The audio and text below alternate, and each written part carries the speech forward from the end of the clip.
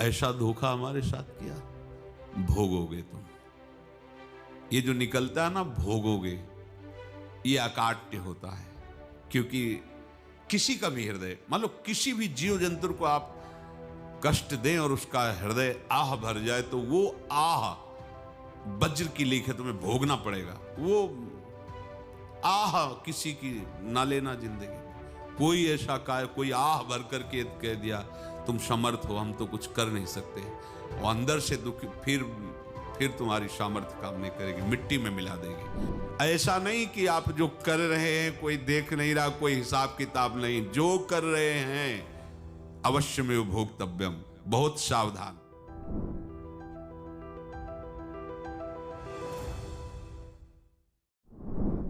जीव स्वयं नित्य निरंतर कर्मों के जाल को रच रहा है और अपने आप को बांध रहा है। आपको मुक्त होना है, बंधना नहीं है। जीव का जन्म कर्मों के अनुबंध से होता है, कर्मों के बंधन से होता है, और उसको अपना ऋण चुकाना होता है। कर्मानुबंध ये बहुत सूक्ष्म विषय है।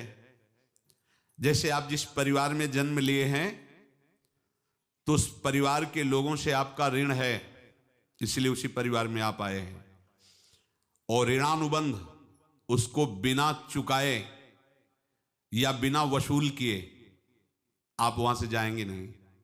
आपको लेना है तो वसूल करना है, और देना है तो चुकाना है। ये पूर्व के जन्मों से निश्चित किया गया है। जैसे किसी के यहां पुत्र हुआ, जन्म से ही पैसा खर्चा शुरू हुआ, जो बड़ा हुआ तो उद्दंडता के द्वारा मार पूरे परिवार को क्लेश पर क्लेश देता चला जा रहा है। ये तुम्हारे कर्म का फल है। या ऐसे शक्तिहीन बुद्धिहीन ऐसे पागल पूरे जीवन सेवा करो, तुमसे अपना हिसाब चुकाने के लिए वो आया है। अब परिवार के जो सदस्य जुड़े आके, मतलब पत्नी आते ही पूरी हृदय में आनंद, परिवार में आनंद, और जीवन भर वो आनंद ही सुख देने के लिए उसका जन्म हुआ। वो अपना ऋणानुबंध मुक्त, और आते ही भयंकर क्लेश खड़ा कर दिया, बीच में दीवार और झगड़ा वैसा, फिर अतरे दिन मारपीट शुरू, कलह अशांति, पूरा जीवन नरक हिसाब करने आए। यहां ऋण चुकाए बिना कोई जा नहीं सकता, ऋण चुकाना पड़ेगा। किसी का ऋण वसूल करना है तो किसी को ऋण चुकाना है, दोनों काम करने होते हैं। अनेक जन्मों में अनेक लोगों के साथ हमने जो बर्ताव किए हैं, अच्छे या बुरे, वो होंगे। अब किसी आदमी को हम जानते नहीं, अचानक मिला, अचानक टक्कर लगा और मार पीट गाली गुप्ता सब कर दिया, चुपचाप सह लो। क्यों? ये आपका हिसाब है, पूर्व का हिसाब। हमारा उससे कोई द्वेष नहीं, कोई संकल्प नहीं। अचानक घटना घटी और हमसे द्वेष करने लगा, हमें पीटने लगा, हमें गालियां दे, ये हिसाब है, चुपचाप सह जाओ। अपने घर का भाई ही भारी दुश्मन बन गया और क्लेश, हिसाब है। एक प्रभुदत्त ब्रह्मचारी जी की वाणी में पढ़ा था, एक महात्मा जी भ्रमण करते थे, तो उस समय असरफियां चलती थी, मोहरे असरफियां, तो उनको भेंट में देते लोग। तो या तो ठाकुर सेवा में लगे तत्काल, या संत सेवा में तत्काल लगे, उसका संग्रह करके डोलना ये ठीक नहीं है बैरागी के लिए, सिद्धांत में ये ठीक नहीं है। तो जब 2, 4, 6, 8 ऐसे मोहरे हुई, तो उन्होंने विचार किया कि और भ्रमण करके जब काफी मोहरे हो जाएंगी, तो प्रयागराज में जब कुंभ पड़ता है, एक बार पूरे सब अखाड़े के संतों को, अलग अलग संप्रदाय सब संतों को बुलाएंगे और सबको पुआएंगे। अब साधु है तो यही विचार करेगा, और क्या विचार करेगा। तो उन्होंने ऐसे डंडा बनवाया, बेंत, जो ऊपर से चूड़ीदार और भीतर पोला, और मोहरे उसमें डालते गए। और भ्रमण, जहां जहां श्रद्धालु भगत सबके यहां जाना और इच्छा रखना कि एक मोहर तो दे दे दक्षिणा में। कामना कोई भी हो वो बांधती ही है, ध्यान रखना। इसीलिए प्रभु जो चाहे वो करे, अपनी चाह नहीं रखनी चाहिए, अपनी चाह प्रभु की चाह में मिला देनी चाहिए। धीरे धीरे वो छड़ी भर गई। भ्रमण करने वाले महात्मा चूड़ी लगाई, इंतजार करते रहे। जब प्रयाग का कुंभ पड़ा तो चले। तो रास्ते में एक गांव में पूछा जाता है, जैसे कहीं रुको कि कोई श्रद्धालु ऐसा है जो संत सेवी है। तो कुछ लोगों ने बताया, हाँ एक परिवार है बहुत संत सेवी है और आपको मिलाते हैं उनसे। आइए महाराज, घर में रुका, खूब अच्छा हलवा पूड़ी पवाया और जो घर के मालिक थे चरण दबाए। चरण दबाते दबाते उनकी दृष्टि पड़ी उस डंडे पे। इतना मोटा और ऊपर से कुछ चूड़ी सी भी नजर आ रही, इस डंडे में तो कोई रहस्य है ही है। अब महात्मा जी को खवा पिला के सुला दिया। महात्मा जी जब सो गए तो पत्नी से धीरे से कहा, वो डंडा लाओ बाबा जी का। डंडा, वो चूड़ीदार जो ही खोला पलटाया तो सैकड़ों मोहरे। ऐसे संत रोज पधारे भगवान, तुम आनंद हो जाए फिर क्या। पत्नी से कहा, नाप के कंकड़ लाओ। वो तो महात्मा जी तो खाए खीर पूड़ी, आराम से सो रहे। रात में पूरी प्लानिंग करके उसमें कंकड़ भर के चूड़ी लगाकर सिराने रख दिया, सारी मोहरें हटा ली। महात्मा जी आराम से छड़ी उठाए तो वजन पक्का। वैसे बड़े लोग चतुर होते हैं, पर ये नहीं जानते कि कर्म कितना भयानक होता है। और उनकी कोई संतान नहीं थी, पर धन में इतना प्रेम उनको था। बहुत सावधान। साधु महात्माओं के पास जो अर्थ है, गृहस्थी अगर आता वहीं से है, पर अगर उसको जोर जबरदस्ती या किसी छल कपट से, तो वो उसका विनाश ही करता है। आज तक का प्रमाण है। अब उनको ये भाव पता नहीं होगा, या पता होगा तो लोभ के कारण वो उसको मान नहीं पाए होंगे। महात्मा जी गए प्रयाग में, किसी अखाड़े पर रुके और वहां प्रार्थना की कि कल जो है संपूर्ण अखाड़ों का निमंत्रण किया जाए और सब संतों को भोग पवाया जाए और उनको दक्षिणा भी दी जाए। महंत ने सोचा कि बहुत बड़ा है तो उत्सव है, क्योंकि प्रयाग में कितने हजारों संत महात्मा सब। उनका महाराज बोरों इसमें चीनी और टीनों घी लगेगा, सब व्यवस्था। बोले आप मंगाइए, एक एक हिसाब हम करेंगे, हमारे पास सब व्यवस्था है। बोले कुछ तो पहले दे दो, वो इकट्ठे देंगे हम।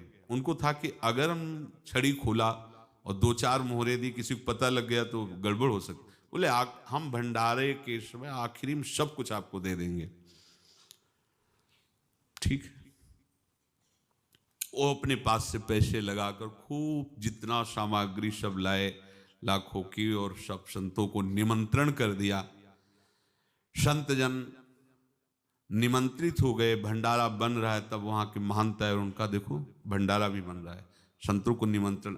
अब आप अर्थ की व्यवस्था कीजिए, क्योंकि इतनी बड़ी हमारी सामर्थ्य नहीं थी जितना हमने किसी तरह हमने व्यवस्था की। अब मुझे अर्थ चाहिए, तभी आगे की व्यवस्था बढ़ेगी। संतों को दक्षिणा देंगे और जिनसे अर्थ लिया उनको दे। देखो रसोई बन गई है सब। उनका छत में विश्वास नहीं तो ये अभी चूड़ी खोली। उनको तो था ना कि मोहरे हैं, कंकड़। तो अब जैसे कितना उनको सदमा लगा होगा, हजारों संतों का निमंत्रण, रसोई बन, मतलब संत हो के छल कपट। तो उनका महाराज आपने तो हमारा नाश कर दिया, जो महंत थे। अब बताओ रसोई बन गई, संत निमंत्रित हो गए और आप ये कंकड़ दिखा रहे हैं हमको। आपने तो हमें बर्बाद कर दिया, हमारी इतनी सामर्थ्य नहीं थी, आप पहले बता देते। संत होकर ऐसा छल कपट। अब वो बोले तो क्या बोले, क्योंकि उनको पता था कि मोहरे हैं इसमें। अंदर से उनका चिंतन गया उसी सेठ के पास, अच्छा ऐसा धोखा हमारे साथ किया, भोगोगे तुम। ये जो निकलता है ना भोगोगे, ये अकाट्य होता है। क्योंकि किसी का भी हृदय, मान लो किसी भी जीव जंतु को आप कष्ट दें और उसका हृदय आह भर जाए, तो वो आह वज्र की लेख है, तुम्हें भोगना पड़ेगा। वो देखो भीष्म जी को भोगना पड़ रहा है ना।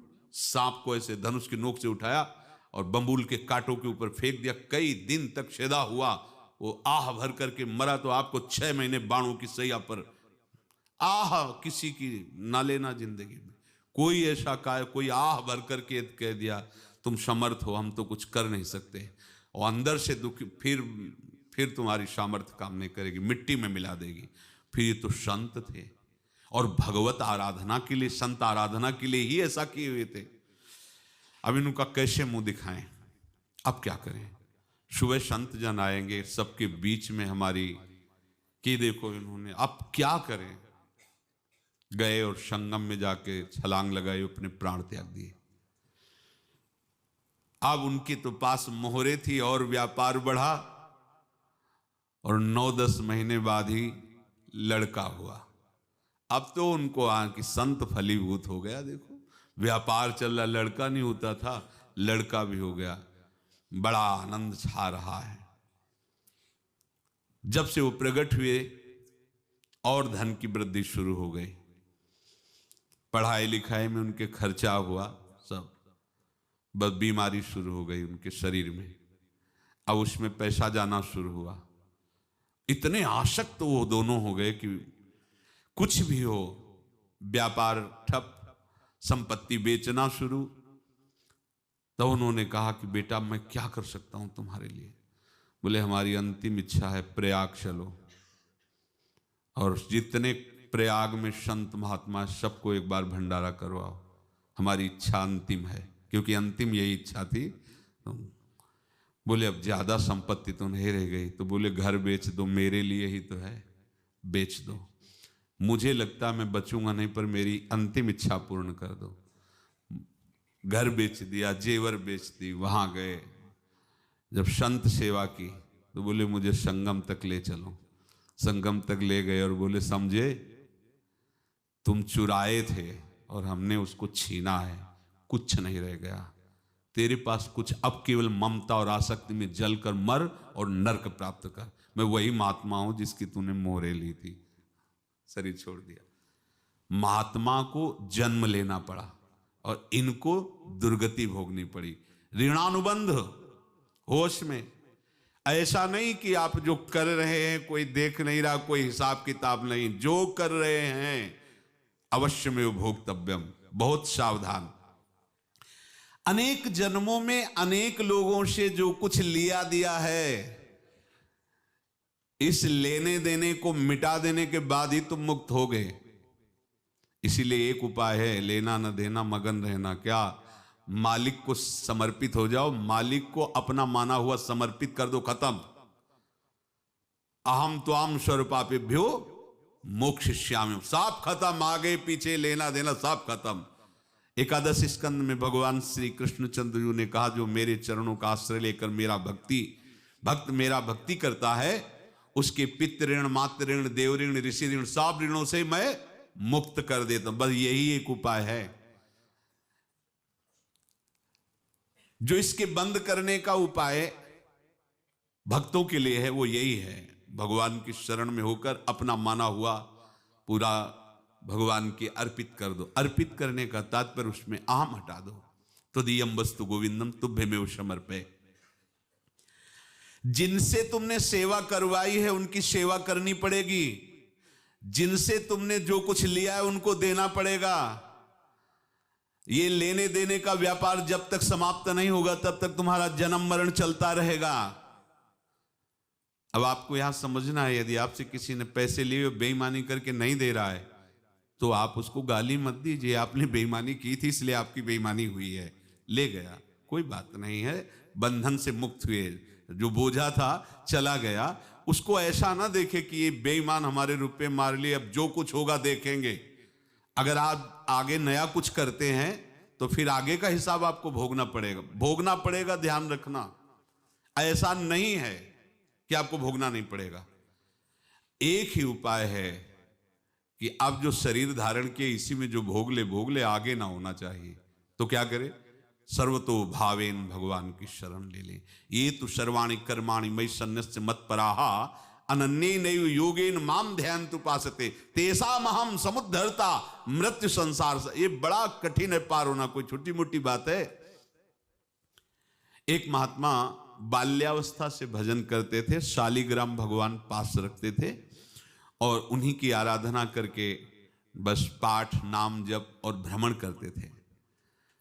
यौवन अवस्था थी, गंगा जी के किनारे अपने ठाकुर को विराजमान करके स्नान करने के लिए कपड़ा ही उतार रहे थे कि 90 लोग आ गए, भाला तलवार सब ले, मारो मारो इसको मारो, घेर लिया।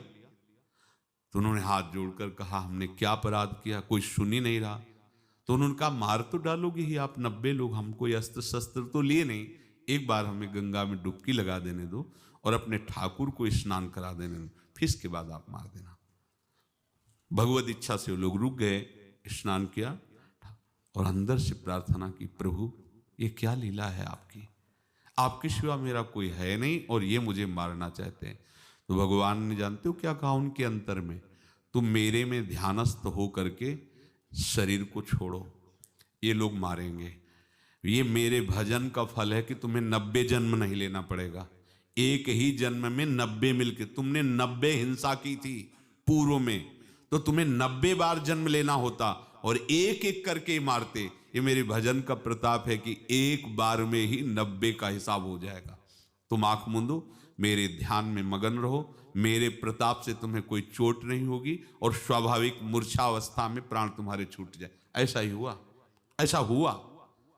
तो ये बात समझ लो कि ये जो कर्मानुबंध है, ऋणानुबंध है। अब देखो, अगर शाप महात्माओं ने दिया कि तुम्हारे वंश का इससे विनाश होगा, तो भगवान भी परम धाम जा रहे तो उसी कील से, बाण की नोक में जो मछली लील गई थी छोटा कण, उसी से की नोक बनाई और उसी नोक प्रहार किया, भगवान के श्री चरण में वही बाण की नोक लगी और भगवान ने स्वीकार किया ना। भगवान का बड़ा लीला विचित्र है। अगर छुप करके उधर रामावतार में बात, तो इधर ऐसे स्वीकार किया है भगवान ने। ऐसा कहीं नहीं दिखाया कि मैं भगवान हूं तो मैं अपने लिए, ऐसा नहीं दिखाया। नारद जी का हित किया पर नारद जी ने शाप दिया तो भगवान ने स्वीकार किया। बंदरों ने ही सहायता की, जैसा बोले थे वैसा। ये लीला इस शरीर में भोगनी पड़ेगी। हाँ, ज्यादा को कम में भुगता देंगे, पर अब अगला शरीर ना मिले इसके लिए सर्वतोभावेन भगवान के आश्रित हो जाए। जैसे आपने दुकान फैला रखी है तो उसमें दो काम होते हैं, लेना और देना। किसी को उधार दिया है तो हमें उसे लेना है, और कोई नगद देकर सामान ले रहा है तो उसे सामान देना है, या उधार लिया है तो हमें उधार देना है। अब अगर दुकान बंद करनी है तो तुम्हें देने वालों पर जोर देना है, लेने वालों पर जोर नहीं। लेने वाला तो जाओ हम क्षमा किया, समर्पित किया, हमारा कोई संबंध नहीं, खत्म हो जाए, वो खुशी हो जाएगा। लेकिन देने वाला तुम अगर दुकान भी उठा दोगे तो जहां भी रहोगे तुम्हारे पास वो आएगा, लाइए हमारा। तो देने पर नजर रखिए, जिसका जिसका हिसाब है वो आपके सामने आता जाए, हटाते जाओ। लेने पर नजर मत रखिए और दुकान फौरन उठा दीजिए, नहीं अगर लेते देते रहे तो चलता रहेगा। आगे चलकर कुछ लेना न देना, मगन रहना बस अपने प्रभु के चिंतन में। अब हम कैसे जाने कि किसको क्या देना है, हमें क्या पता। तो हम पूरा हिसाब जिनको पता है उनको दे देते हैं, समझ रहे हो, उनको पता है क्या लेना है क्या देना है, तो इनके पास पहुंच गए, सरकारी हिसाब से सब बराबर कर देंगे। हमको अपनी जिम्मेवारी इनकी चरणों में समर्पित कर देना है, तभी हम जीवन मुक्त होंगे। ये रहस्य की बात है। प्रभु कह रहे हैं यस्य सर्वे समारंभाः काम संकल्प वर्जिताः ज्ञानाग्नि दग्ध कर्माणं तमाहु पंडितम बुधाः। जिसके संपूर्ण कर्मों के आरंभ संकल्प और कामना से रहित हैं, तथा जिसके संपूर्ण कर्म ज्ञान रूपी अग्नि से जल गए हैं, उसको ज्ञानी जन भी पंडित कहते हैं, बुद्धिमान कहते हैं। पूज्य श्री भाई जी महाराज कह रहे हैं, जैसे वहां ज्ञानाग्नि से दग्ध कह रहे हैं, तो अपने वृंदावन वासियों का प्रेमाग्नि से सब कर्म संस्कार दग्न होते हैं। जिस समय आपके हृदय में भगवत प्रेम का प्रादुर्भाव होगा तो लेश मात्र कभी तुम्हें दुख नहीं भोगना पड़ेगा। प्रेम का प्रादुर्भाव होते ही दुख का नाश हो जाता है, महासुख। जब प्रेम का प्रादुर्भाव होगा तो समस्त पाप भस्म हो जाते हैं, अशांति नष्ट हो जाती है, संसार ज्वाला स्पर्श भी नहीं कर सकती है। जब भगवत प्रेम का प्रादुर्भाव होता है तो हो सकता है उस उपासक के जीवन में दुखों का पहाड़ टूट पड़े, परिवार खिलाफ, शरीर रोगी, अव्यवस्था, बहुत बहुत कुछ, सब कुछ। कह रहे हैं इतना सब होने पर भी उसके हृदय में कोई भी दुख नहीं होता। ये ऐसा सामर्थ्यशाली भगवत प्रेम है। भगवान के चरणारविंद का जिसके हृदय में प्रेम है, भारी से भारी दुख भी उनको विचलित नहीं कर सकता।